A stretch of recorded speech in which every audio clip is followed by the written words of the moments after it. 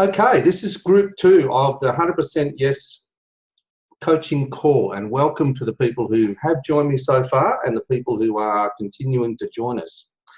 My aim in this session is to give you a bit of a taste of what it's like doing group coaching. Now, normally we don't have this many people in a group coaching call. We had over 100 of you who signed up to do this. I notice we don't have that many people online so far because I can see you all so far on one page. But that's normal for a free coaching call. Oh, now we're heading into the second page. Okay, so there's lots of people just joining us as we go along, so that's nice. And the more the merrier for this call. But I want to give you a taste of the group coaching, help you to get more from the 100% Yes process. For those of you who already know this, who've read my book, for those of you who haven't, I want to introduce you to it. And for those of you who are interested, give you the opportunity, of course, to sign up for the group program that we are starting in a couple of weeks' time. Of course, we don't have enough spaces for everyone to do that, but hopefully we'll get, as we always do, just the right people into that program. For this time slot, we currently have 6 places remaining. So, you know, if there's 6 of you who decide that you want to continue on after this, that's great. If all you're doing is this, that's wonderful. I'm going to give you as much as I can in the time that we have of stuff you can use, and I'm going to take you through and give you as much content as well as some demonstrations. We have 3 people who have volunteered via email to do some coaching with me, so I'm going to do some tapping with them, and you'll tap along and get benefits by doing that, I'm sure. So let's just quickly catch up on who's here. So if you wouldn't mind typing in who you are, where you're from, and we can just get a bit of a sense of what countries are represented. I can already see people from the UK on here. There's some Aussies on here. What other countries do we have represented here? Let me just skip oh, Mary from France, of course. Okay, welcome. And Lydia from Portugal, originally South Africa. Heather from the UK, Valerie from Switzerland, Linda. Oh my gosh, I can't keep up with the chats. Leanne from Vienna, Claire, of course, in Italy, Anne from Perth. I thought you were in the UK for some reason, Claire, but anyway. Alex is in Brisbane, Tony from the UK, hi again. Pauline from Germany. So that, yeah, this group is mainly, Ruth Box, yes. Megastar from the UK. Zalikas from South Africa. Lucinda, who I mentioned before, is one of our PET practitioners from Melbourne in Victoria, Australia. And yeah, great. We have a real multicultural group. And the morning group, we have a lot of people from the US and Australia and New Zealand. And this afternoon group is normally the UK, Europe, and Australia. And in this case, yeah, we've got South Africa as well. And I don't know if I missed any other countries. A lot of you covered by saying Europe. Anyway, welcome wherever you're from. My aim in this session, let me get straight into the content, and then I'm going to come back and do some coaching. So let's go straight to the disclaimer, because of course we've got to get this out of the way. So you already know this is just general information and for education. It's not medical advice. Whilst the techniques I'm going to be using and demonstrating have caused impressive results for many people, there's no guarantee they'll achieve your goals or be as painless as they have been for other people. So this is simple energy techniques, the simple tapping approach that I developed with Dr. David Lake, and intention-based energy process, or what I'm calling intention tapping. And you have to agree, of course, to take full responsibility for your own physical and mental health, and consult your physician and or therapist regarding your use of those techniques, especially if you're dealing with physical and mental health issues. We are recording this call, and you already know that, and you give permission to being recorded if you are here.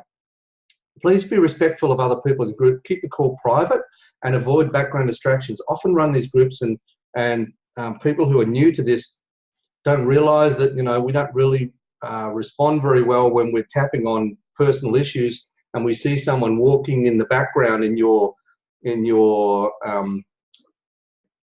room. I have had people do these things in cafes and stuff like that. If that's you, please make sure that you can keep all of us and everything that's happening here private to those who've registered to come onto the call. I am going to take questions and we go and coach volunteers live. It will be impossible for me to keep up with what's happening in the chat at all points in time. Now, normally, I'm just going to check because normally at this stage, there is a few people having technical challenges. Those people who know Zoom and who know me, if you can chime in here and help out with people in the chat who are having those challenges, that would be great. 99% of problems can be resolved by switching off and switching back on. I think that applies personally as well, don't you? You know, take a rest for a while, come back, try again. And you know, that's what happens often with computers. Sometimes your sound won't connect the first time round. Sometimes I have found that sometimes if you've been using Skype, you need to shut Skype so that it doesn't interfere with this. Sometimes you can have too much on in the background, etc. So here's the aims of this call. I want to help you to get clearer on your own 100% yes, your personal version of success. I believe that you don't have to be successful everyone else's way. I think that you can find your own way of being in this world. And I was talking to someone the other day, I said, a lot of the things that other people value, I don't value at all. And a lot of the things that, you know, you may be considering important, I don't consider them important.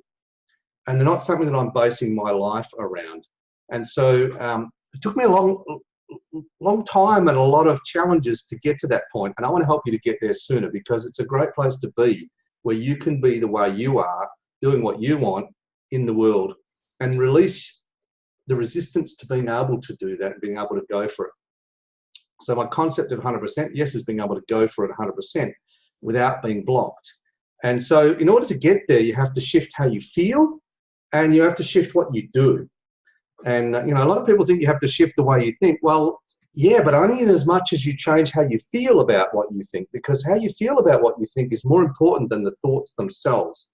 And the thoughts have no power unless they have emotion attached to them, as you'll see. So we're quickly going to go through the 7 steps to 100% yes. I've been using this process for some years. It's highly successful. I've taken a lot of people through this, from athletes to corporate leaders to mums and dads and professionals and just regular people. And it's worked for just about everybody that I've shared it with.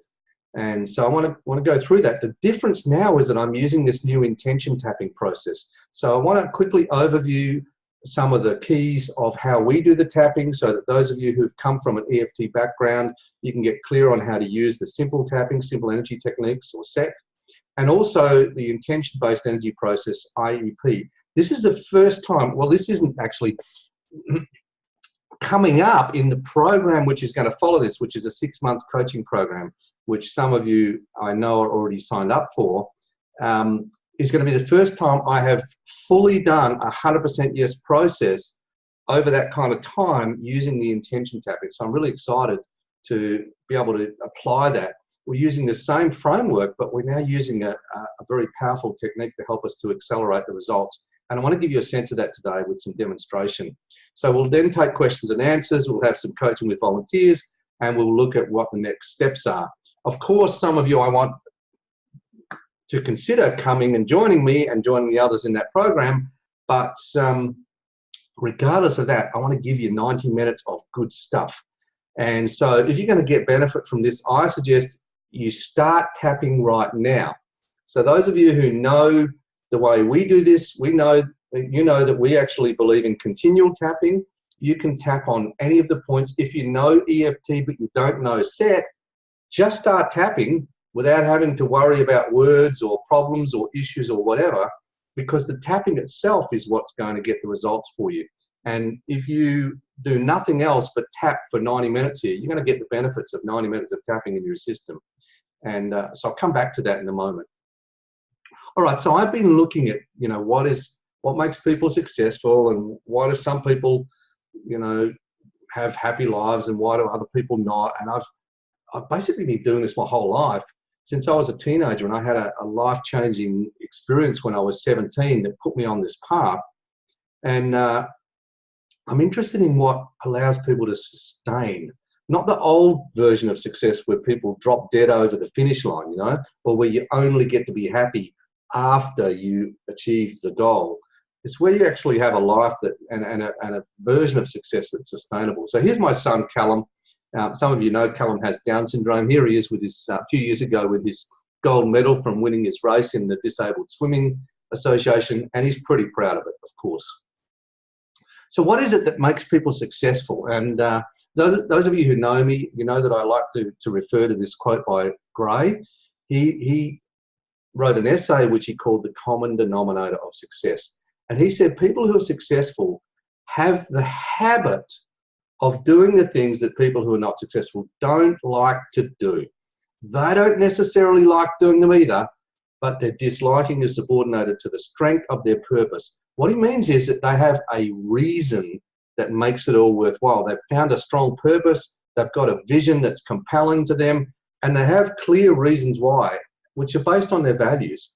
And if your version of success isn't based on your values and a vision which is compelling, then you spend a lot of time struggling, a lot of time suffering, and you can end up climbing the ladder of success and realize that the ladder's been leaning against the wrong wall and it's not what you really wanted after all. So to me, it's really a values-based version of success and a vision which is compelling to you, which is really crucial at the starting point. Now, here's the basic 7 steps of 100% yes. And within this, there are a number of things that we could work through for each of these. Now, we're not going to have time to do that today, but we are going to spend a bit of time on steps 1 and 2. Of course, a bunch of you have problems with step 1. You have trouble deciding what you want. Let me just stop sharing for a moment and just ask, just for a show of hands, who has trouble deciding what they want? Hands up. Just put your hand up like this, okay? Let me have a look at the other screen. Put your hand up if you have trouble deciding. Yeah, okay. So we start right there. And sometimes you have to start with what you know, the opposite of what you don't want. So, you know, sometimes you don't know what you want, but you know what you don't want. And that's the point that you have to start at. If you're in the quicksand and you're going under, then your only goal is to get onto something solid and to get out of the mess. And I understand that. But once you're out of the quicksand, then you're going to go, okay, how do I get out of this jungle? And then, you know, once you climb up a little bit higher and you can see a little bit further, then you might be able to set different goals. So, yeah, everybody's starting at a different place. But ultimately, we can all get to the point of deciding what's my way, what's my, you know, what do I want, what's important for me. Sometimes it won't come at step 1. Sometimes you need to do step 3, getting clear on your values before you can really work out what you really want. And so this process isn't like, you know, step 1, step 2, step 3, step 4, step 5, step 6, step 7. Sometimes you do step 2, and then you go back to step 1 and you make a completely different decision because your BS, your limiting belief systems, have got in the way of you even being able to think that you can do anything. Have got in the way of you being able to think about possibilities that are empowering because of the fact that you've suffered so much. So we all have limiting BS, which is, you know, belief systems, or, you know, that it's bullshit basically. I have to say it, I'm sorry. If you're going to work with me, you have to be able to put up with politically incorrect language. And we have our own personal BS, and sometimes we're very attached to it. And so most of the work that we do is releasing that stuff. Another key, I think, and another version of success could be just simply living your values. Getting clear on what's really important and living that. The only problem is the current values that are driving you are not necessarily what I call your true values. Some of you are being driven to do stuff that isn't even really good for you. You want to go and do something that's good for you, and you get pulled away from that by this kind of internal hook or something that basically means that you're having an internal fight with yourself, over getting yourself to do what's good for you and what you know on one level is right. So that process of ironing out those values conflicts, that's a huge part of the 100% yes process, because otherwise you can't be 100% yes, because part of you is saying no. Part of you is saying, let's go over here, and another part of you is saying, no, let's go this way. And, then you end up spinning your wheels and just, grinding your gears and all that kind of stuff. Once you've done that work on values, then you can be free to set goals that are inspiring to you, because they're based on what you really want. So some people have challenges with goal setting. Some people hate goal setting. Some people have been told you have to do it a certain way. And in 100% yes, I've discovered a whole bunch of different ways for people to be able to get clear on what they really want, and to be able to set goals, or if you prefer, establish intentions for their life that are more meaningful and inspiring to them. And then there's an ongoing process to build your commitment. There's planning, practice, and preparation, which some of you hate. And so you need to get over your aversion to those kind of things. And ultimately, you've got to take action, you've got to persist, and you've got to be able to get yourself to persist through setbacks. I read the other day, one of the big differences between successful people and unsuccessful people is how long they take after something bad happens feeling sorry for themselves. And so ultimately, you've got to be able to pick yourself back up and get back on the horse and continue. And so there's challenges along the way, even achieving really good things and doing really good things. Now, if you want to do the quickest way of this, just do step number 1 and step number 7. Just decide what you want and just go for it 100%.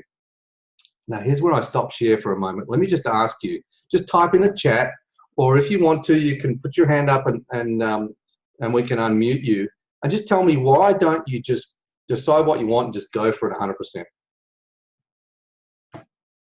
Okay, some people typing. Let's see, anybody got their hand up? I've got 2 screens here, so I have to kind of flit in between to see if there's anyone wanting to. Okay, so Lydia says, too scared to define it. Rachel says, fear. Pauline, go for it. What do you want to say? Just don't know how to do that. Just don't know how to do it. Yeah. Okay. So some people's like, I'll do what I need to do. I just don't know what to do. What steps to actually take. Anne says, not sure what I want, and fear. Claire says, distractions, a lot of other things to do. Yeah, and often that's caused by that internal thing that kind of draws you over here rather than going for what you want. Kathleen says, I feel obligated to finish doing the work I agreed to do, but no longer want to do, and I need the income, but it's making me sick. Oh, wow. Okay. So I hope you're tapping even as you, you can't tap while you type, but I hope you're tapping as you bring these things up, because, you need to start to get some leverage into that to get that to shift. Mary says, attached to the familiar. Val says, limiting beliefs about my capacity. Alex, don't know what I really want. Low self-esteem. Ewa, the thought of the amount of energy required. Oh my gosh, Marge, I feel tired just reading your words,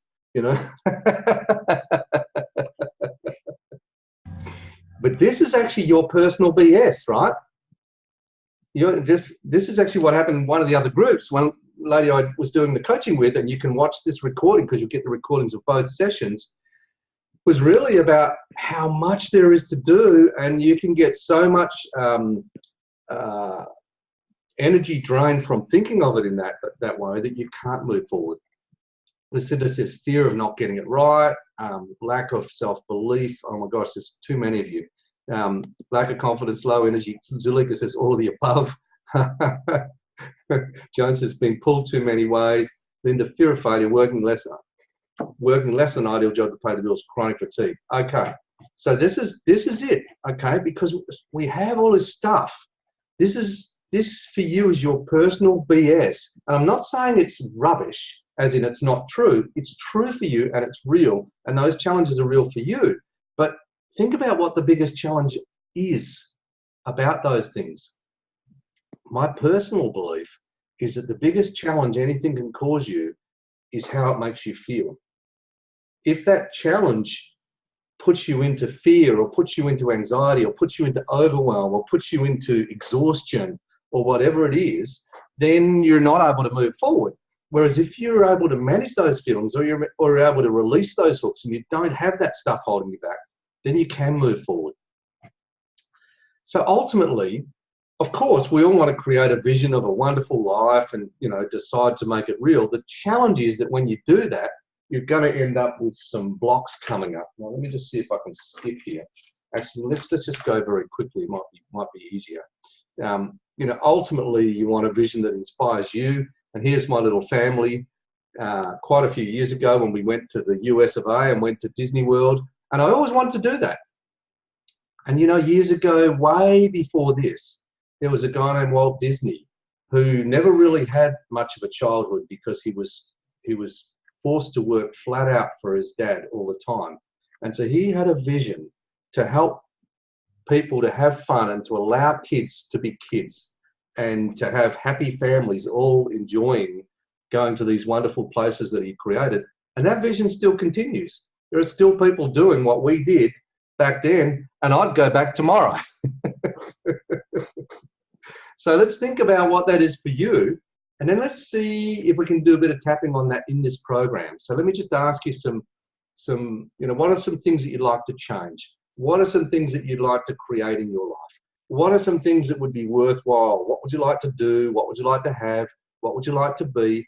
What would be fun to do or have or be? And what sort of person would you like to become more of? Now, I guarantee the minute you start thinking of that, you're going to get instant resistance. And that's what happens when you set a goal. The minute you set a goal, your unconscious blocks come up to the surface as if to try and stop you. We call this the resistance. It comes out in procrastination. It's underneath all self-sabotage and avoidance. And basically, unless you overcome that resistance, then it's going to hold you back in your life, and you're not going to be having the kind of life that you really want. The aim here is to find something that you can get aligned behind because it's worthy of you, because it's what you really want. And this is what I call 100% yes. It's a state where your energy flows, where all parts of you are working towards the same ends, where you know this is what I really want, and it's going to be good for me on all levels. As opposed to what a lot of people have, which is kind of like yes, no, or it's yes, no, maybe, or it's no, no, no. You know, sometimes I talk to people about what their goals are, and it's like they're talking about something they don't want rather than something that they do want, because energetically, it's not a yes to them.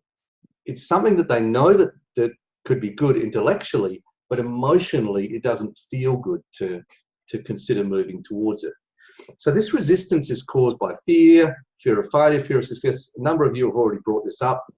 It's the unconscious blocking beliefs. It's the internal civil war where parts of you are pulling in different direction because your values are in conflict and you're not really clear on what's most important. And maybe you haven't released some of the hooks to other people's values, which is what I really like to help people to do, to get clear on what they really want rather than what they were doing one time to make someone else happy. And these are all emotional attachments, and they have corresponding energy disturbances, and that's why we can use tapping and the intention process for releasing them. Just one final thing about this. What's holding you back is almost certainly going to be your negative associations to either or one of, or maybe even all of, having the success, the idea of being successful, what it would take to be successful, or what kind of person you would become if you were successful. So some people are like, oh, you know, if I was really rich, I'd end up being greedy, or if I was really powerful, I'd end up being, you know, really stressed because of all the amount of demands on me. Or, you know, one guy said if I was successful in business, I'd lose my marriage. And that sucks. That's not success. That's a yes and a no, especially if you love your wife. Obviously, if not being in your marriage is a better thing, then maybe that is success. But if you love your wife, as he did, I said, your version of success sucks because it's not success at all. Why not come up with a way of being successful that includes keeping your marriage and having it be even better? And so sometimes you need to really work on releasing your emotional attachments to what success really is for you. and what it's like to be successful. Then, and this is a biggie, a lot of people have problems with the process involved in getting there, doing the work, the things I'd have to do to get there, going through the process, you know, like, oh my gosh, I'd have to learn technology. Oh, I'd have to learn how to do a website. Oh, I'd have to, you know, write the book, etc. I'd have to go to the gym, whatever it is. And there can be a heaviness or a you know, an anxiety or a stress associated with that. And then there's your own perceptions about your lack of ability or your lack of deservingness that can hold you back from moving forward. And those are the kind of things that we want to release in order to free you to be able to go forward to achieve whatever it is that you desire. Okay, so these are, you know, these are kind of your negative beliefs. And when you set the goal, your negative beliefs are going to come up to the surface, and that's good. That's what we want. We actually want to work on those beliefs. And if you're not aware of what they are, another way is asking certain questions. So here's a couple of examples of the questions that I ask in 100% Yes. Number one, what prevents you from having that now, doing that now, or being that now? Or number two, what would need to happen for you to succeed? This will bring up, your answers to those questions will bring up your personal BS, your personal belief systems about that stuff, and then you can start to apply tapping and the intention process to releasing them. All right, now now's the time for me to come back to the group, and let's see if anyone has any quick comments, questions, observations, or profound thoughts. Feel free to type in the chat, or you can put your hand up and we can let you speak if I can see you. All right, that's not you, Val, you're just tapping or something. All right, it's a bit like an auction. See, I'm trying to look for who's putting their hand up. Let's see. I would say if you have a fear of volunteering and asking a question, we can treat that too. Okay. So, Linda, is that you putting your hand up, or you're just changing the screen? Okay. All right. So this is going to be a quiet group. Go on, Ruth. Okay, so can you hear me all right? Yeah. You just introduced me in a certain way at the beginning of this, and I'm a UK PET practitioner. So I've just encountered a sense of a vulnerability issue here with... I think I said you were an intergalactic megastar, didn't I? Or something like that. Yes.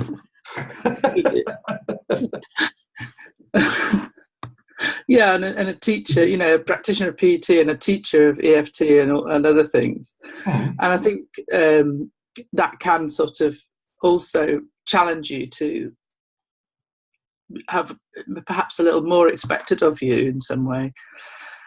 So yeah, but 99% of those expectations are your own. Issues. Because the good news is, when people see you in a certain way, they actually, they kind of, that identity they have for you allows you a lot of leeway. So I was, you know, years ago, I was a regular psychologist working in schools, and then I got this job where I was the psychologist in charge of the socio-psycho-educational resource center, you know, like for dealing with severe emotionally disturbed kids. And the day before, I could go into a school and I could say, oh, you know, can I have a meeting with one of the teachers or a parent or see a child? And they would say, well, here's a broom closet. The next day, because I was the head of the socio-psycho-educational resource center, the principal would say, here, use my office. It was like, my goodness, suddenly they assumed that I was, you know, full of all this knowledge, but the day before I was just a pleb. Yeah. So you'd better not screw up then, had you? You know. Well, no, you're telling and me also, that's your BS. No, I know, but yeah. It's expectation stuff, I guess, and yeah, okay. So you know the process, right? You simply, I identify, I must not screw up, and, all those thoughts that are going through your head, and then just let them be there and apply the tapping. Yeah, intergalactic megastars. Intergalactic megastars aren't allowed to screw up. Okay, start with that. Yeah. It's like, Yeah. I'm only a little so-and-so, or I'm only a whatever. Yeah, put yourself, don't rise to the label kind of thing. But on the other side of that, what if you are? Well, part of being kind of in a good place is the ability to be vulnerable as well. I'm very aware of that, because that's got a lot of, if you like, true power lies in the ability to be truly and really, well, you're being true to your vulnerable part. And actually, while you're being true to that, what about being true to your powerful part? Yeah. Might be asking a little more, right? Yeah, I mean, fear of power is a big issue for a lot of people, isn't it? You're afraid that if you unleash it, you used to be like, you might napalm the whole country or something. So everybody who's listening, you can hear. So Ruth, now you're talking about the underlying fear, and that's, of course, like, if I unleash my power, all these bad things will happen, which is, you're kind of like negative for going there, right? So like, no, I can't be a powerful person because I'll misuse it, I'll abuse people, people with power abuse people, maybe those kind of associations. It's not just that, it's the way people respond as well, that people don't like. In the UK, it's not just your fear of America, they like power.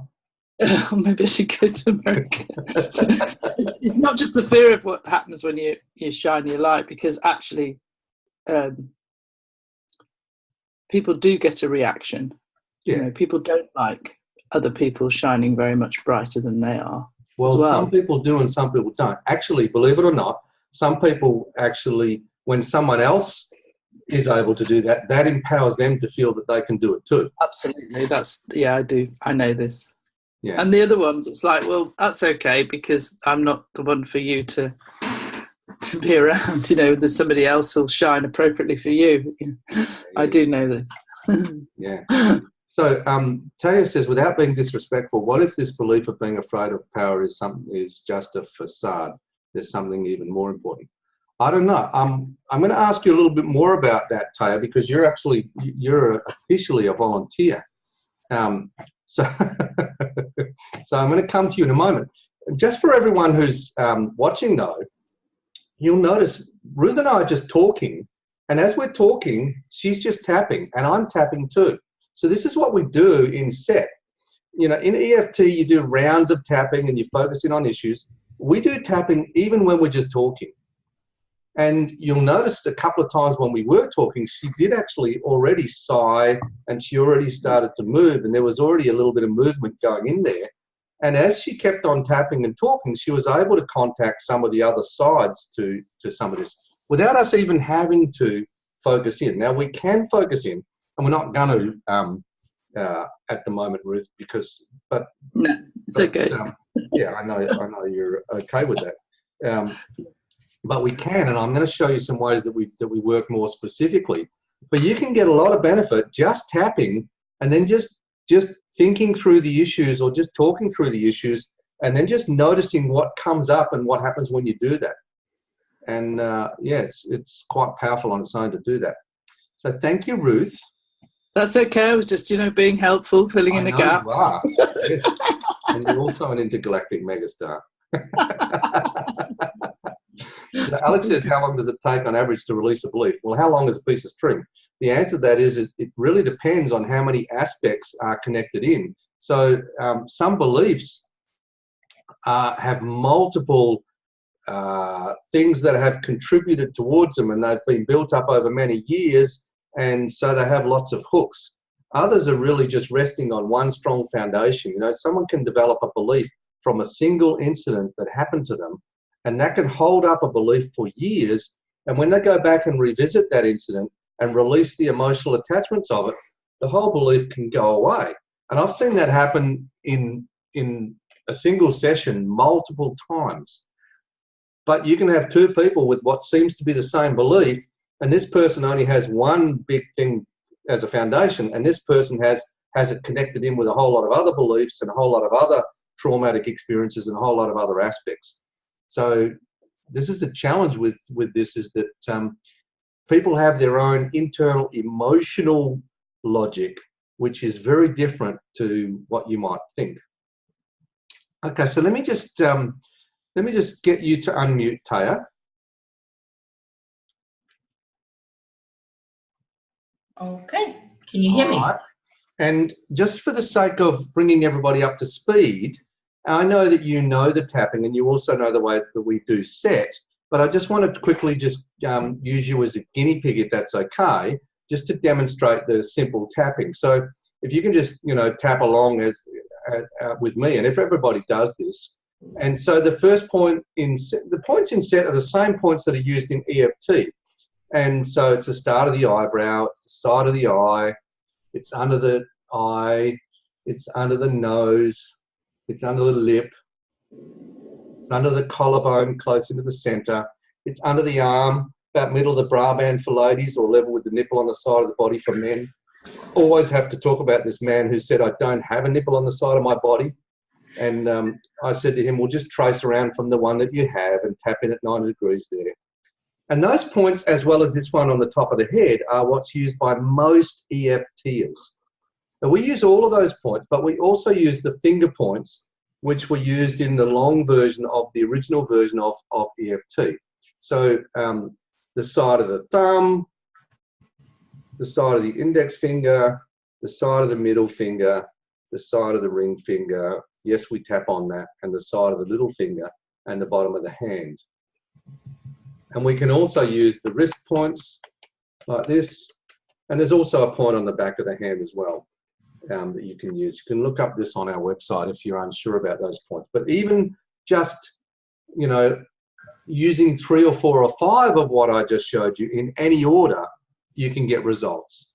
And you don't need to tap in, in rounds. You don't need to tap on, certain points necessarily in any order. You can get results just from tapping on enough points because they're all connected.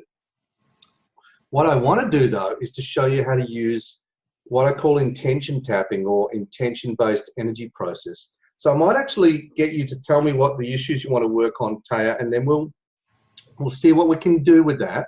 And then I'll go back and explain a little bit more about it to everybody else. Just wanted to add that it's much easier to just do the tapping with the fingers. So yes, thank you. You're helping me. This is good.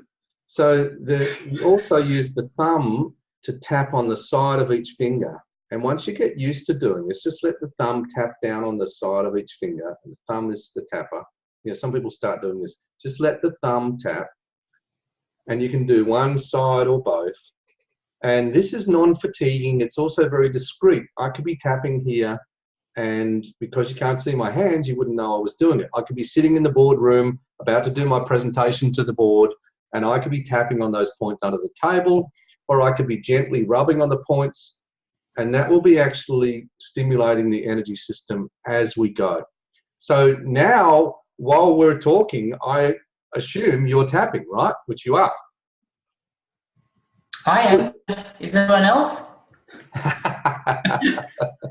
I've been tapping all along, yes. Okay. All right. So what do you want to focus on? What's the challenge? What is it that you want to achieve, and what's stopping you? Well, it would be a miracle if I can achieve it today, but miracles are possible, and I might be actually building up to it. 51% tipping point. So I wanted to do this since 2008. Like, I've had this desire to be an entrepreneur, to make YouTubes, to make podcasts, to be more visible. And there was always a reason why I wasn't doing it, really tangible reasons. So I finally paid up. I got a marketing person who's actually flying from New Zealand to film 15 YouTubes on 24th of August. Mm-hmm. And my website's being built. And you'd think I'd be working on scripts. You'd think I'd be working on... No, because actually what happens is the closer you get towards, this is like the final exam, everybody goes down in Australia, when it gets closer to the exam, everybody goes to the beach. See? Yep. Yeah. And so it's beyond procrastination. It's I've got the tabs open, and every time I look at it, I go, it's too hard. Okay. It's All right. overwhelming. So start with that. So as soon as you have that, the too hard is got a strong emotional charge, right? And so when you think or say it's too hard, just notice what effect that has on you. And of course, if we were just doing tapping, we can just think the thought it's too hard, or you can say it's too hard, and then you can just notice what's happening and you can just tap and then just let that do whatever it does. But we're going to use the intention statements. And so I want you to say, I release all my emotional attachments. I release all my emotional attachments. To it's too hard. To it's too hard. And then don't try and make anything else happen. Just keep tapping and notice what comes up.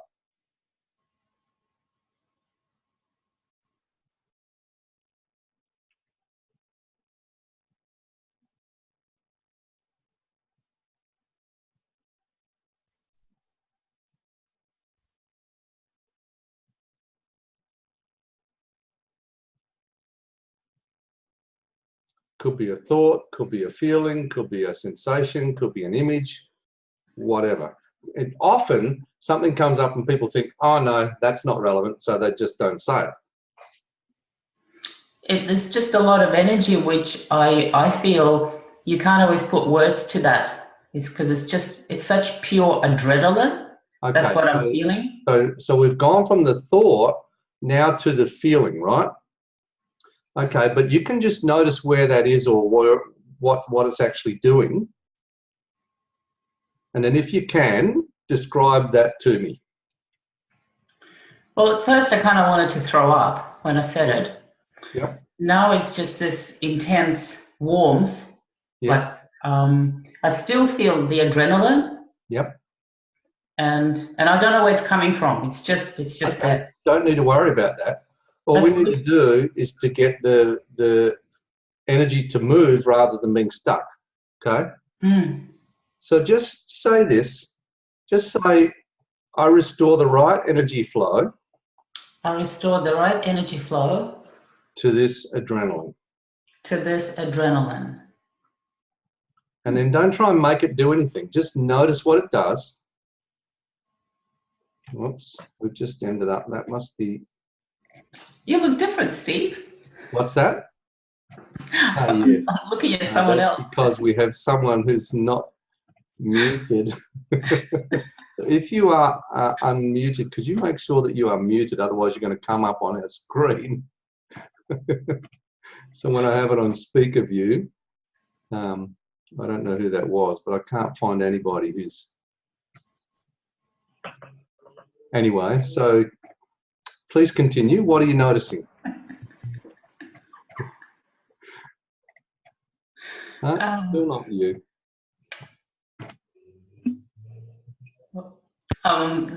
There's a lightness and the sense of humor. Laughing about something definitely helps. It's actually even lighting it even more so. And I wanted to feel light. That's the thing. That heaviness is what makes me not want to do it. Okay, so come back to, you mentioned heaviness. So where do you feel that in your body? It was in my stomach, all over. It was like almost having a mini heart attack. Yeah, okay. So is any of that still there? I feel the tension in the chest, because every time I think about it, it brings up like that anxiety where people perform, you know, when they're about to go on stage. Of course it is.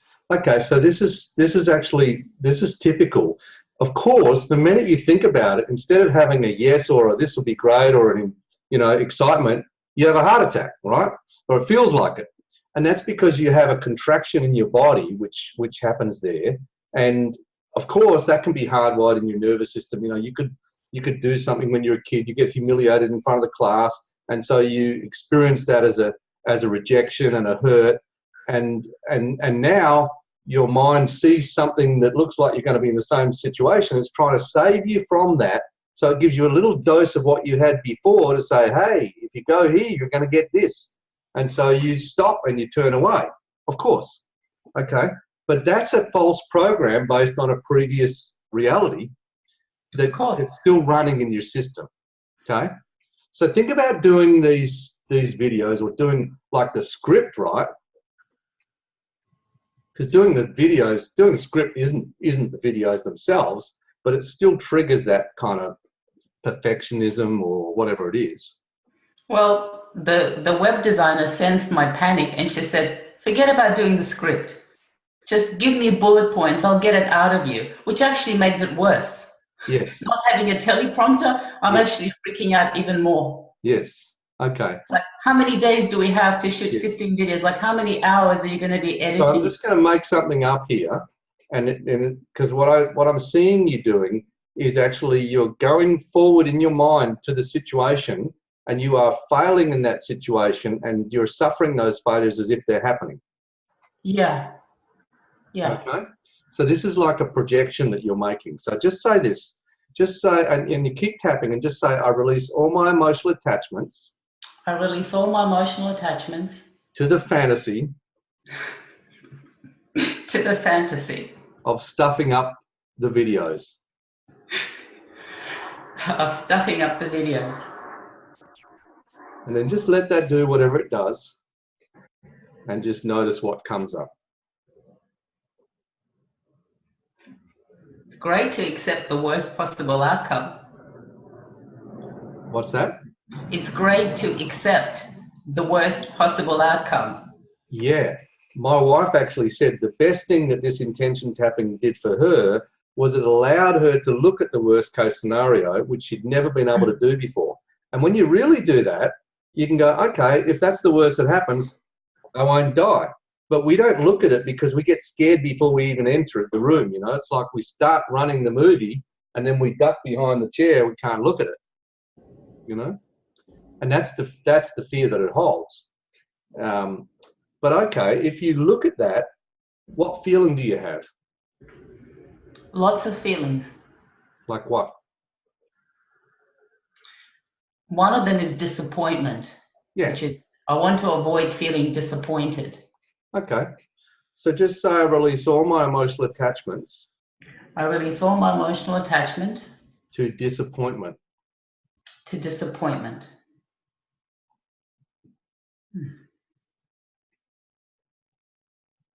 As strange as it sounds, you're actually hooked on disappointment. Yep, I'm fixated on it. You're kind of fixated on it and attached to it. And maybe that's because of past disappointments, but now you're projecting disappointment in the future, and you get to be disappointed before you even go there. Totally. I know I'm doing it, and that's how addictive it is. Yeah, you're having your disappointment ahead of time, you know. And by the way, you're not entertaining other possibilities or other scenarios. Maybe not. Don't know. I don't know. Yeah, maybe you are. But the stronger you're attached to this, the more your mind hooks you into this is what's going to happen. And then your nervous system acts as if that's true. And then you get to suffer it, even though in most cases it doesn't happen like that. Well, there is a lot to do. There's a lot of preparation. And, that another aspect of it worries me because I'm not that well prepared. Of course, and when you said that, I felt it. So just say, I release all my emotional attachments. I release all my emotional attachments. To there's a lot to do. To there's a lot to do. And just keep tapping and let that do whatever it does.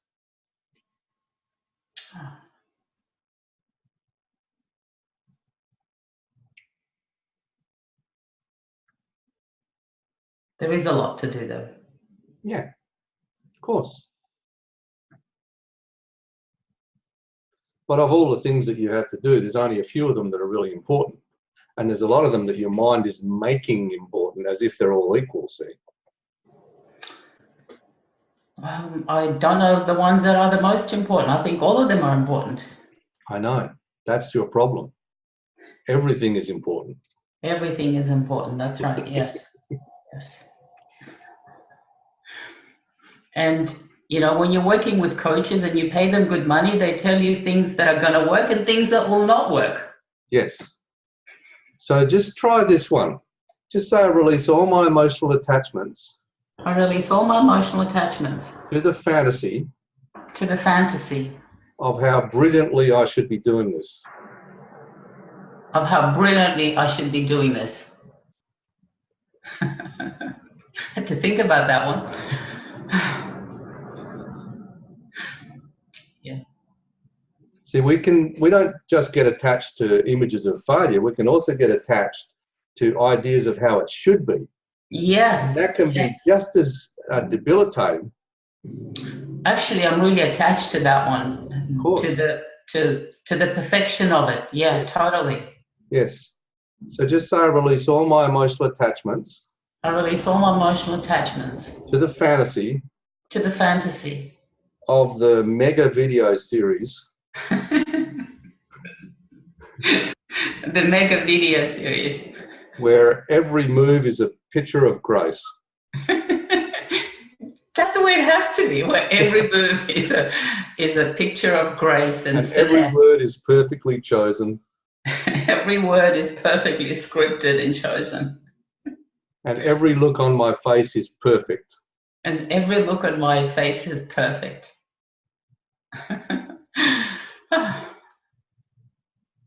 Yeah.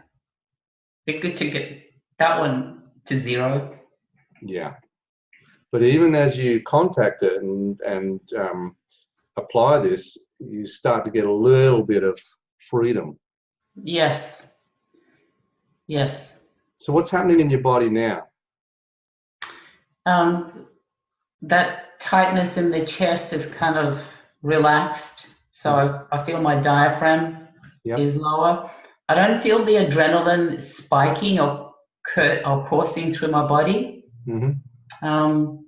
I feel the nervousness is like a 3 or a 4. Yep. And it's great to accept what is. Yeah. Yeah. You know the old saying, if it's worth doing, it's worth doing. What's the next word? If it's worth doing it, it's worth doing well. That's what everybody says, and that's why everybody gets, panicky, because actually, if it's worth doing, it's worth doing badly. I'll go with that. It's a good mantra. Everything you do, learn to do well. You have to be willing to do badly at first in order to do better next time. See? But no one wants to be willing to do badly. They've got to do it perfectly the first time, and that's what holds everybody back. Unless you're a movie star and you can afford 37 takes. Well, funnily enough, before they had their 37 takes, a lot of them had 370,000 takes.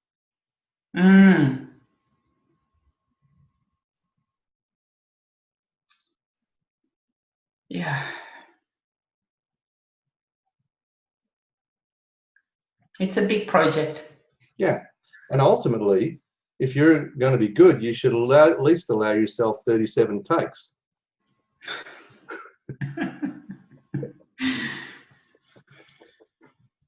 But no, I think the first one should be perfect, Yeah. But the issue is actually not so much the takes. The issue is the freaking message. Like, what is everybody has you have a message. Everybody has a message. Yeah. I don't know what my message is. And people say, if you haven't got a message, no one really knows what you're doing. If you can't tell someone, I release all my emotional attachments. I release my emotional attachments. To the perfect message. To a meaningful message. The perfect, meaningful message. The perfect, meaningful message. Yeah. I wish.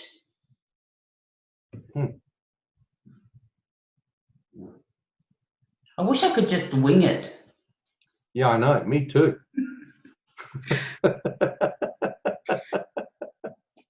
But no, Chat, you should camera. see me in this office with my son filming the first time I did video.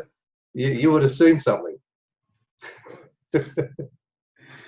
So you know. Oh yeah, and that's what most people is being willing to go through that. See. Mm. And then I don't want to squirm when I see myself on YouTube. Okay. It's like, well, then don't watch yourself. Just say release all my emotional attachments I release all my emotional attachments to seeing myself. to seeing myself.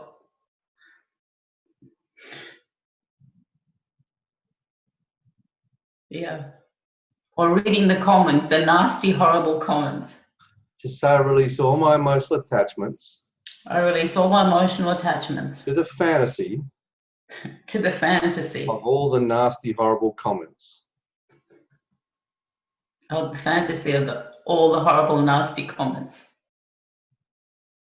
See, the reality is, in actual fact, you have to get it out there quite a bit before you attract all those nasty, horrible comments. Usually, unless someone just chances upon you and decides to flame you for no reason at all. But they actually much prefer to flame people who have done better or done more or got more stuff out there and so on. So most people are kind of projecting a big thing, and then what they get more likely is crickets. Crickets? Yeah, the sound of crickets. Like you put something out there and then it's just crickets. It's like, is there anybody out there? Yeah, that's another thing. Yeah. Because most things don't go, viral instantly. They have to build up over time anyway. So most people are like, you put your thing out there and you're like, and then it's like, oh, this is going to launch me. And then you go, is that it? Exactly. But anyway, so this is what your mind is doing. It creates all these fantasies of the big thing happening and all this kind of stuff. And of course, because it should be here and then it's here, it's not good enough. And so you get to feel bad about it, even though it's further than you've gone before, etc. But anyway, let's just pause here now because I want to come back to the group. So you keep tapping.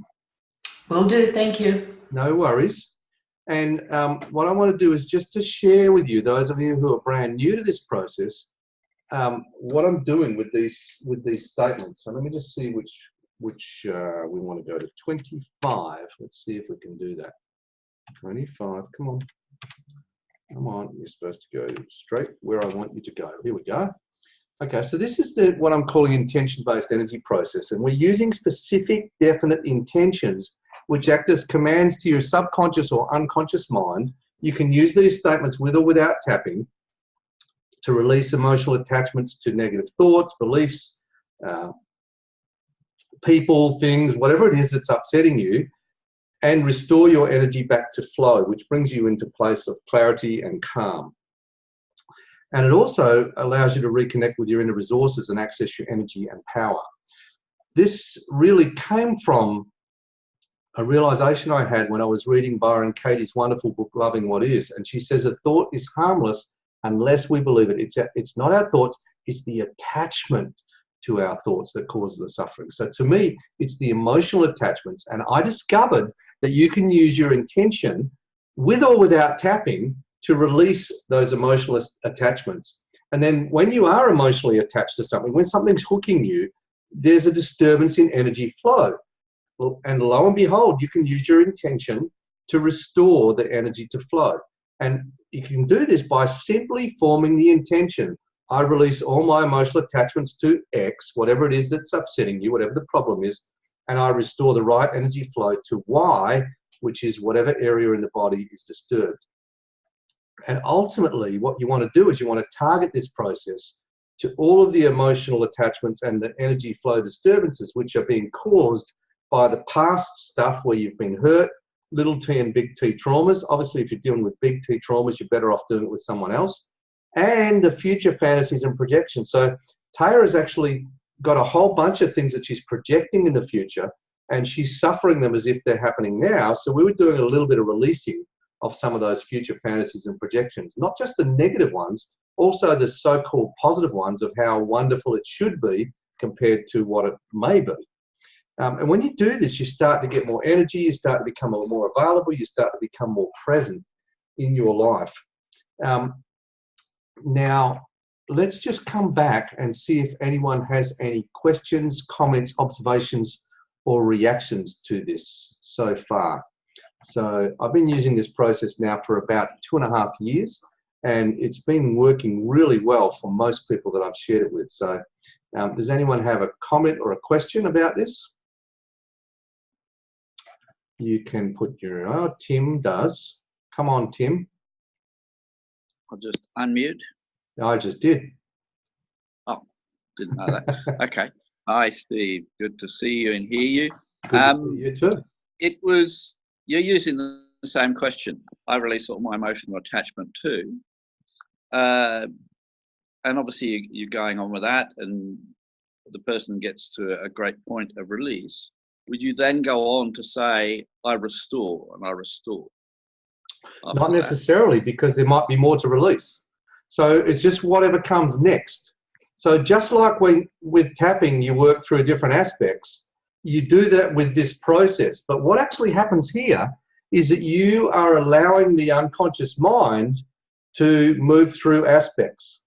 You're handing this process over to the unconscious mind, and the unconscious mind, as Dr. Larry Nim said, and he's the person who really taught me about this, your unconscious mind is your faithful servant, and it will carry out your directions. So if I form, let's say you have a big global issue, so you say, okay, I release all my emotional attachments to my mother. Now, you're not suddenly going to overcome everything to do with your mother. What actually happens is, as that process is through, what comes up next is what it is about your mother, or what she said, or what she did, or that time that she did this. That comes into your consciousness. And so the triggering aspects come up for you to process next. So if I said I release all my emotional attachments to my mother, which in EFT land, this is verboten, this is forbidden. You're not allowed to deal, you're not allowed to bring up global issues. Well, with this thing, it works really well. You can start with whatever and then allow your unconscious mind to get specific for you. Okay? Yeah. So, so since you are a volunteer, what would you like to have a go on? Sure. I started drawing a book, a children's book, about 30 years ago. Mm-hmm. And I started it and I abandoned it about 30 years ago. Yep. Having come to Barcelona, I started drawing and I started working on the book. And then I got stuck. Yes. And so as you say that, there's just before you got go stuck on further, the storyline, the whole idea. As you say that, Sorry? I see a reaction as kind of a something. When you said you got stuck, yeah. Where are you feeling that?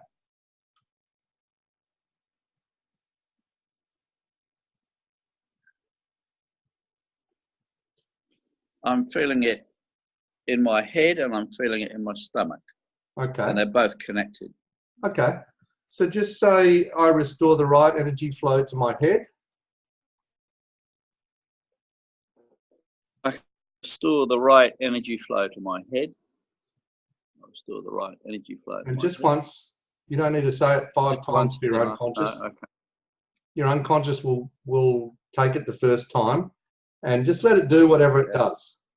And just notice what happens.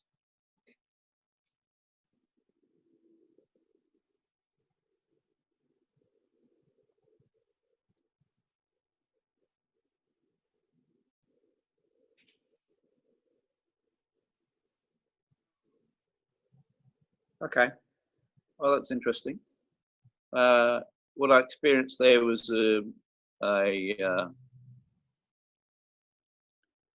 just a change in how my head feels, and then came the thought, well, I just need to write out my plan. Okay. And the thought, I haven't actually written out my plan.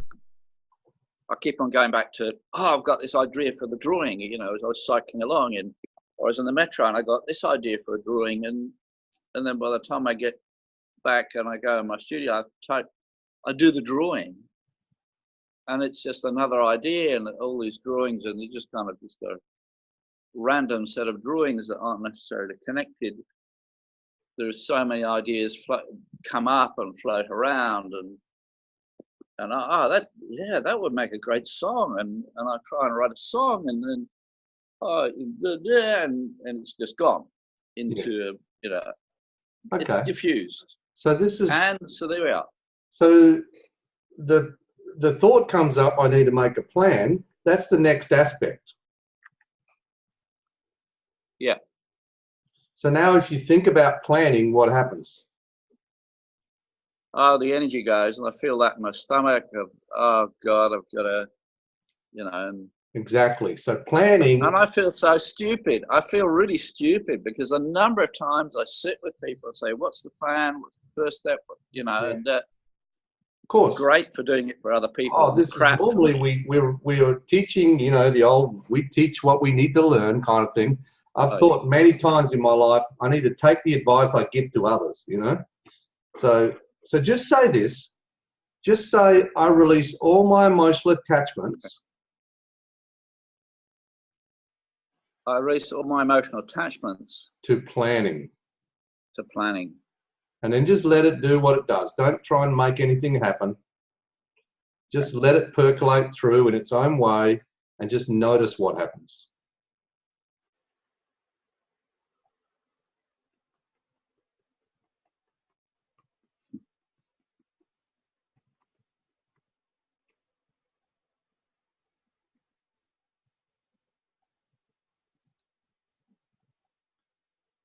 Yeah. Up came a memory of my father, RAF officer, as you know. Yeah, the wing commander, you've got to make a plan, and you do this, and you do that, and blah, blah, blah, blah. And my huge dislike of being ordered around. Because now you connect planning with that energy and with him. So just say, I release all my emotional attachments. I release all my emotional attachments. To my dad's planning. To my dad's planning.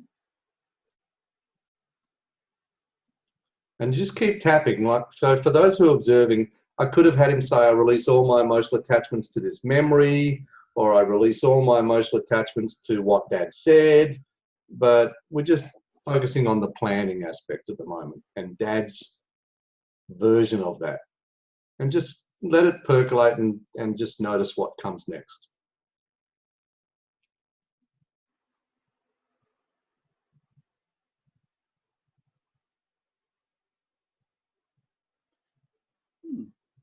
What actually is coming up is the sensation that actually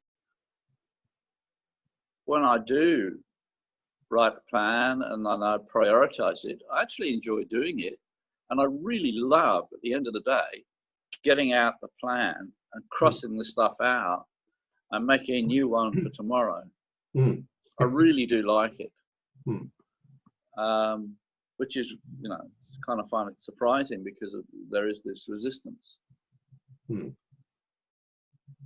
Okay, so this is what happens once tapping does this, but with this process you can often find that you move through aspects much more elegantly, much more quickly, and the resources, you're able to access them underneath this stuff. It's like when things start to move, now you can see different perspectives and different possibilities, and you can re-access the other side of this rather than being stuck on one side of it.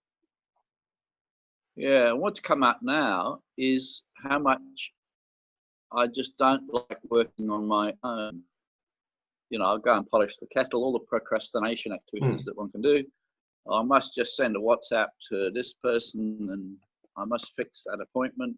And suddenly 2 hours has gone by and I've achieved nothing, and then I feel even worse. Well, this is also, by the way, this is competing values. So you have a value of connection, and your value of connection is actually a legitimate value, but in this case, it's actually getting in the way of another value. What would that? I understand the concept, but I can't relate it to what values are conflicting at that point It is doesn't really matter. love connecting with people and being with people. I get such a lot from that. And it's conflicting with, I really want to write this book. I want to draw this book. You know, I've got a clear vision of success. I walk into a shop, there's my book on the shelf. Yes. Wow. Yes. Love the only it. challenge is, so you have a yes about being successful, you just don't have a yes about the process of getting there. Okay. Fair So go. there's no blocks to where you want to go, but there's a lot of blocks about the ways to get there. And internally, your kind of wiring diagram is kind of like this way, no, let's go over here, no, let's go here, you know, let's go here. And so you're kind of marching in circles. You know where you need to go to, but you're kind of going in different ways about it. Yep. And being hooked into different ways about it. One way you're getting hooked is an aversion, and another way you're getting hooked is an attraction. So you have an aversion to planning like your dad, and you have an attraction to connecting with people, which then becomes a good thing to do because it's a legitimate need. But at the end of the day, you still don't get this thing done. Yep. And that leads to more, self-beating up, and which doesn't add value to the process. Of course. And so just notice what's happening in your mind or body right now.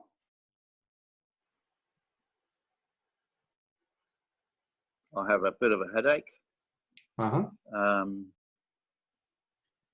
It's bloody hot physically. And I'm about to go away. I'm going to be away for 6 weeks. I can't do anything about this. Oh, there you are. That's the idea. Because I'm going away for 6 weeks, I think I can't do anything about it, but I bloody well can. Okay, so just say I release all my emotional attachments. I don't have time to write this sitting in an airport. Just say I release all my emotional attachments. I release all my emotional attachments. Till I can't do anything about this for 6 weeks. I can't do anything about this for 6 weeks.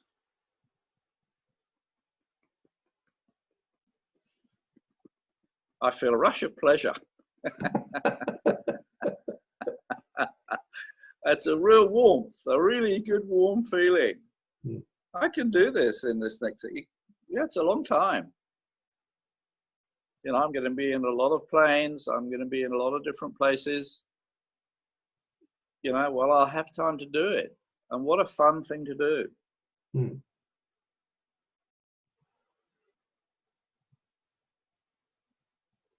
Okay, so we'll just pause here. No doubt there are other aspects that could come up to block you and all that kind of stuff.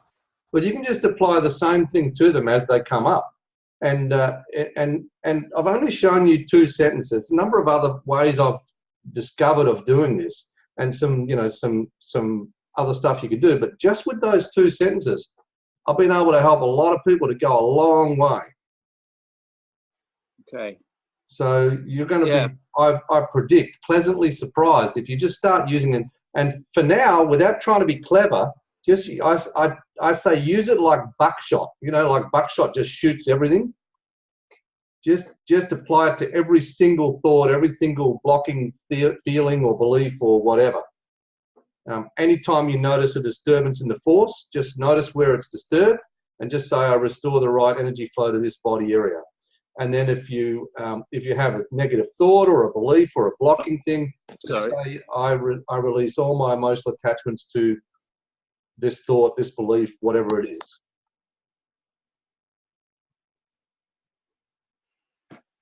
Okay. So I release all my original attachments, do you say? I release all my emotional attachments. I release all my emotional attachments to the belief that I cannot make this plan and get this 6 weeks. And then once you do that, just keep tapping until something comes next. Yeah. What came next was oh, well, which story am I going to work on? I've got so many different ideas for different stories, and they're so disconnected, which is followed by just do one at a time. Yeah. It's what they say Well, in I've got AA, it now. one day at a time. Yeah. Just one story at a time. Yeah. There's a lady named Anne Lamont. She's a writer, and she has a book called Bird by Bird. And this is a story of her her brother who, you know, they were away on a holiday, and he had a big assignment that he was supposed to finish, and he was supposed to have it done by the next day, and he was just overwhelmed by this massive thing with, you know, lots and lots of, you know, massive encyclopedias with all these different birds in them. And her dad sat down next to him and put his arm around his son's shoulder, and he said, "Just take it bird by bird, buddy." Lovely. Yeah, nice. Okay. All right, so we better pause here, Tim. Nice chatting with you again. Nice to see you. And you, great to see you. No worries. Thank you. Man. Okay, so keep on tapping, and everybody else is still tapping, I hope. And maybe we have time for a couple of questions about this intention tapping process. I know some of you have been on programs with this, and some of you it will be brand new to.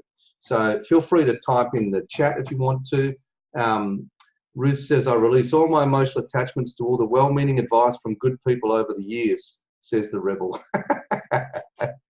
Yeah, I like that. Anyone want to put their hand up or type something? Come on, I need a good question from someone else. Okay, Jenny. I can hear you. Just talk. Hi, Steve. Hi. And hi, everyone. I have a problem whereby, you know, it's like this process or planning or anything like that. I don't actually start doing it. So, Just a second. Are you tapping? Well, I have been. I just stopped as I moved forward. I know you did. So since you're actually tuning into the problem, even if we're not working on it specifically, I want you to be tapping, because that's when you're kind of, you know, you get the tapping into that. So go on, when you start planning. So, you know, with this, with all the tapping and everything else, it's before I even get to that stage, before I even get to the planning, I just think, I've just got to do this first. When I finish doing that, then I can sit down and do all this planning and thinking and everything else. Yes. And I now know that that is a distraction. Yes. In order to avoid doing it. But knowing and being able to stop it and do it, to do the very thing that's going to help you. Well, there's a number of things you can do. Since you are noticing that, so yeah, you've moved at least to noticing, but you're still getting hooked. Okay? Yep. So first of all, there's the thing you're being hooked to do, and then there's the thing you're being hooked to avoid doing, right?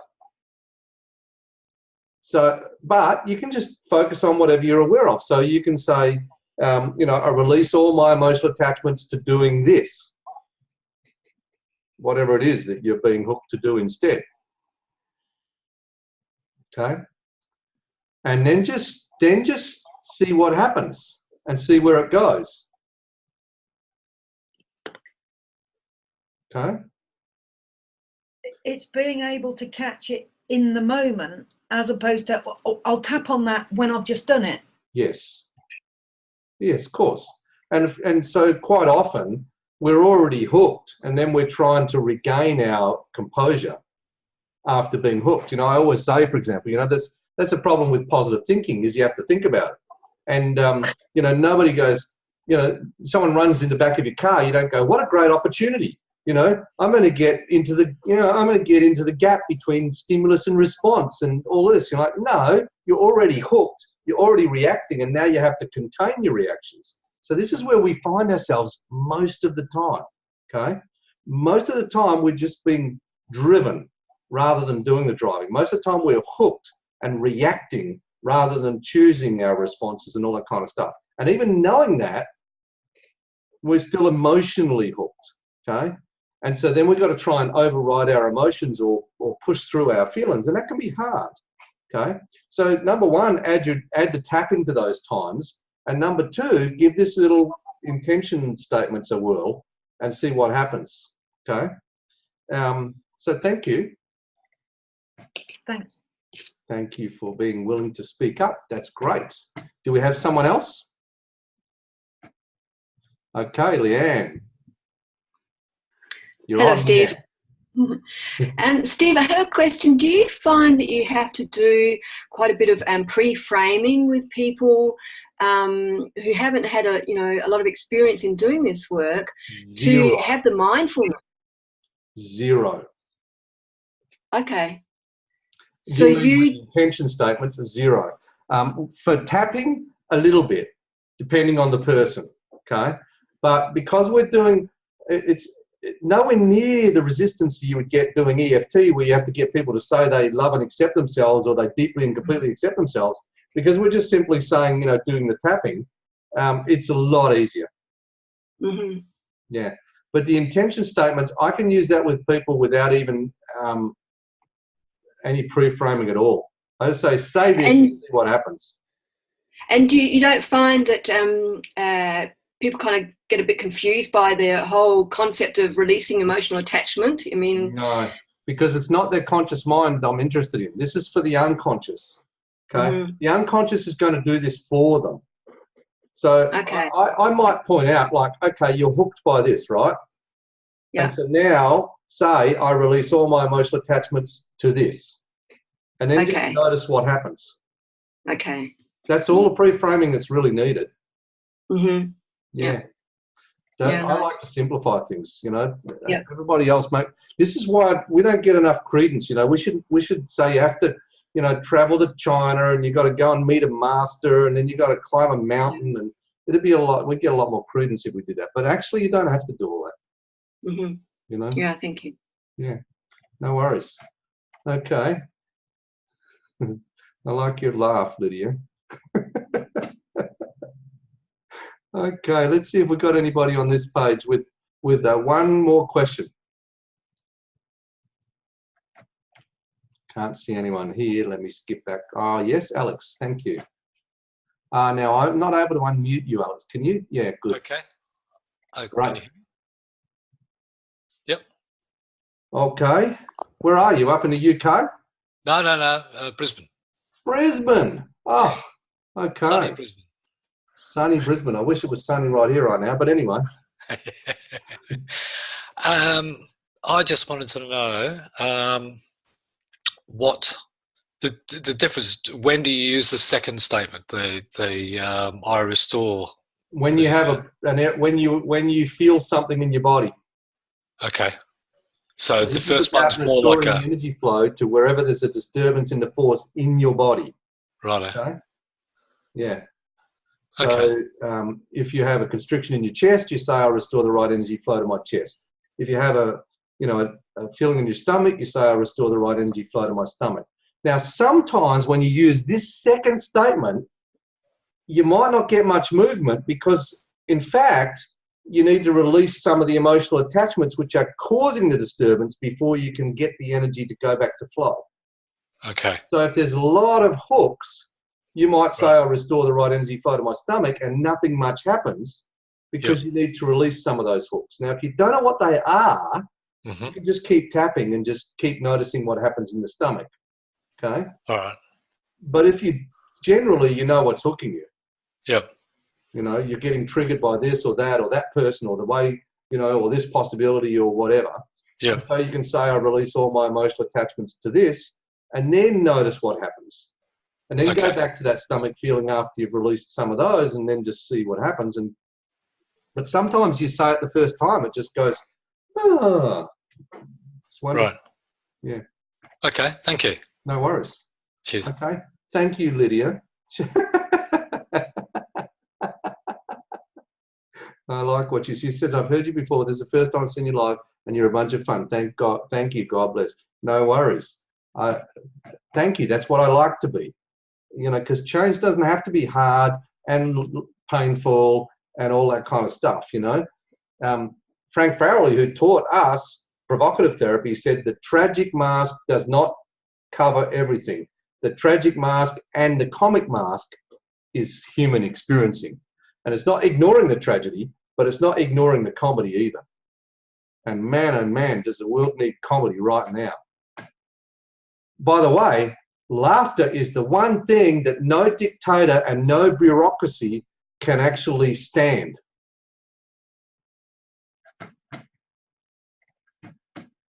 And the problem is nobody's laughing about it, you know? They need to be. The more they're able to poke fun at this stuff and laugh at it, the more it kind of crumbles, you know?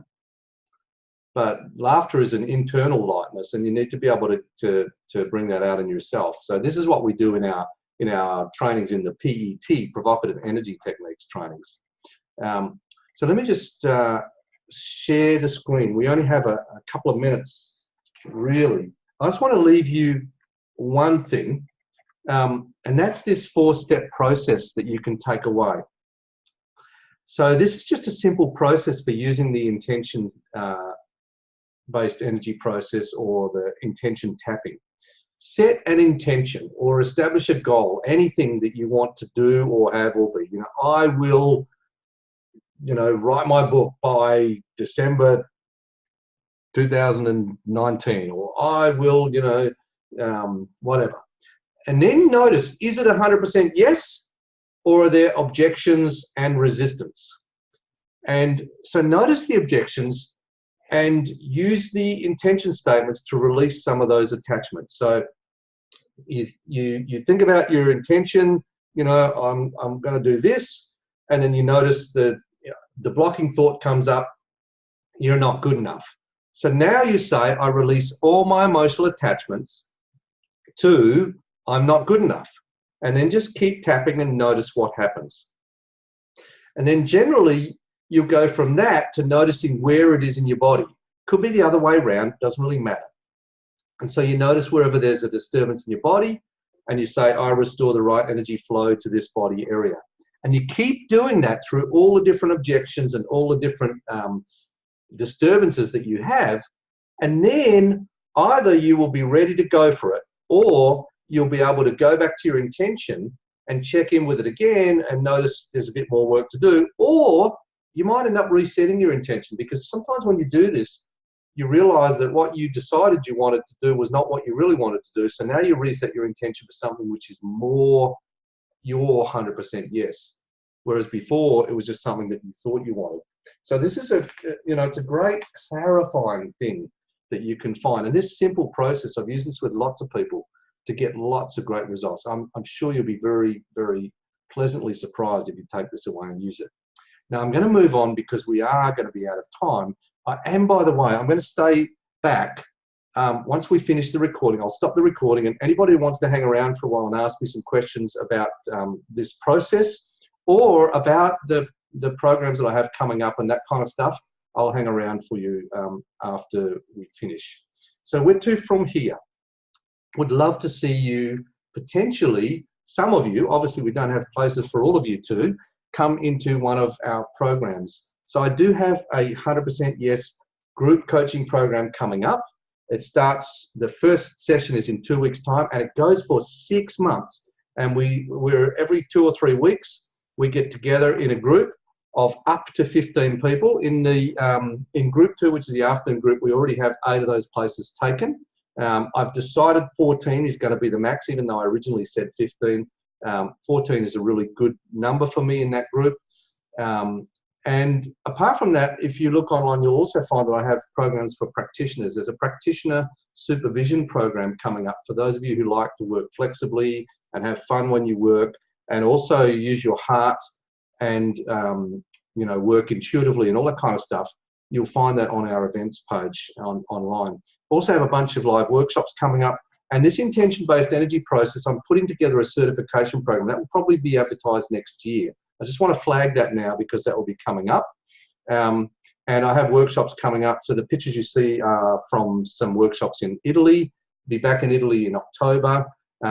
Before that, I'll be over in Melbourne in August. In February, be over in Brussels, and then in Germany, in Frankfurt. So there's always plenty of things coming up. Hoping to get back up to the UK next year. Probably looks like being October next year. And we might be combining that with another trip to Italy. So anyway, and if you want me to come where you are, just let me know. As Frank Farrell used to say, we go where the people, the money, and God call us. So the 100% Yes group coaching is similar to this, but with a much smaller group. And it's a 12-month, it's a 6-month process. There are 12 sessions of 90 minutes. And so as a member of that group, you would always have an opportunity to be the volunteer. And over the 6 months, you can expect several sessions where you will actually be the one who's doing the tapping. Every session, I present a bit of content like I did today, some techniques to use, allow time for you to get your questions answered, and you can really go in depth to do some experiential exercises and also do some live coaching. And you always benefit from that, and people get really connected to each other. And when one person's tapping along, just like today, there'll be other people who are getting benefits from doing that. We also have a private Facebook group where everybody helps each other. This has been one of the revelations of this, is that those private groups are really where everybody ends up getting lots and lots of support and lots of encouragement. I also have a program called Go For It, which I put together, that normally sells for $197. You get all of those videos and all those recordings, which are basically step-by-step going through these techniques and processes, plus the original group calls that I did for that. The recordings of those are on there. And you get them included with this program. And you also get the Power of Intention program that I ran recently. All the recordings of that are online for you as well. So you can go over all of those things. This is a program to help you change the inside so that the outside changes effortlessly, to get your vision and your values and your beliefs and your actions all lined up so you can go for what you really want with no parts of you holding back. And so that what you do is in harmony with what you think and what you feel and who you are. For those of you who want to jump in immediately, this is on our website, EFTdownunder.com. The direct link to get this program is EFTdownunder.com/yes-tapping-group/. So it's EFTdownunder.com/yes-tapping-group/. I will send this link out.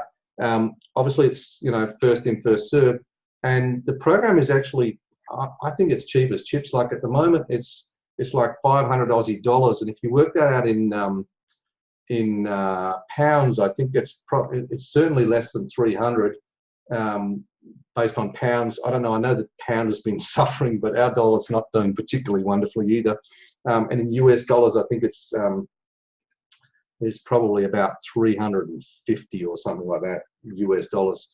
So it's like hardly anything. So let me just say here, we'll kind of stop this part of the thing, and then I will be hanging around for more questions. Let me just say thank you for investing this time. I know it's the most valuable thing you have is your time. And so I hope this time is invaluable. If you've been tapping the whole time, then I know that you've had a benefit from doing this, regardless of anything else. But I hope that what I've shared you found helpful. I hope you take it away and give it a go. And please keep in touch. I'd love to hear from you. There's only a few people who take the time to write, but I hope you will. And I'd love to get an email from you with some feedback about how you found this. And certainly, if you're interested to know more about anything that we're doing, just let me know. So we're just going to unmute you all just for a minute, so we can. For some reason, I can't unmute a couple of you, but I've unmuted everyone else. So if you want to unmute yourself because you see that you're still muted, we can just say a group goodbye, and we'll see you all round like a whistle, as they say in Australia. So ciao for now. Okay. Bye, Steve. Bye, Professor Solana. Thanks very much. Thank you. Yeah, this. Okay. And we'll just